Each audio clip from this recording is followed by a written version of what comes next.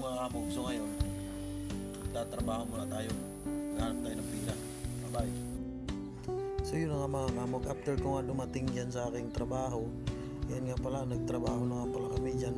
Sama ko nga pala dyan si Halid Vlog. Shoutout nga pala sa mga solid natin dyan. Yan, siya nga pala yung pinaka ko ng video dahil ako yun doon sa taas.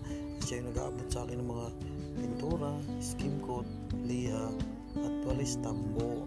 Siya nga pala yung aking ano dyan, siya yung aking alalay. Kaya siya po yung umawak ng camera.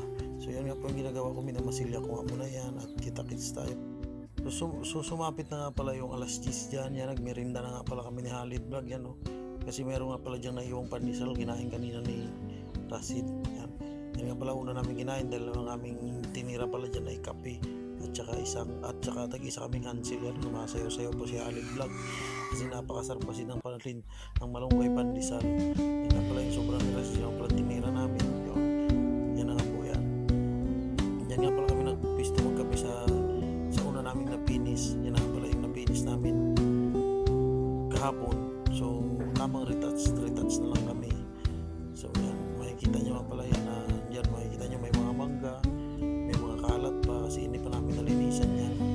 Pero pagkatapos naman yan, may lilinisan naman namin yan.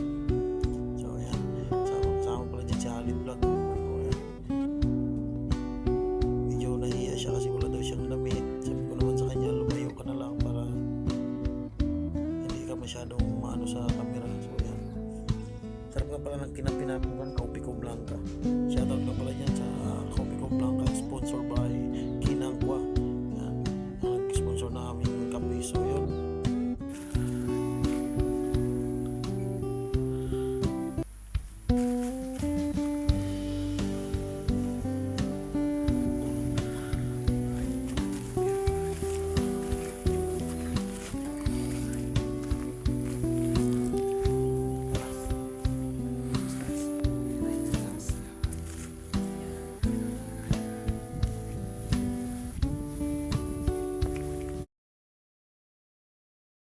mga kamong, magandang hapon na medyo kakauwi lang natin galing doon sa trabaho namin kanina.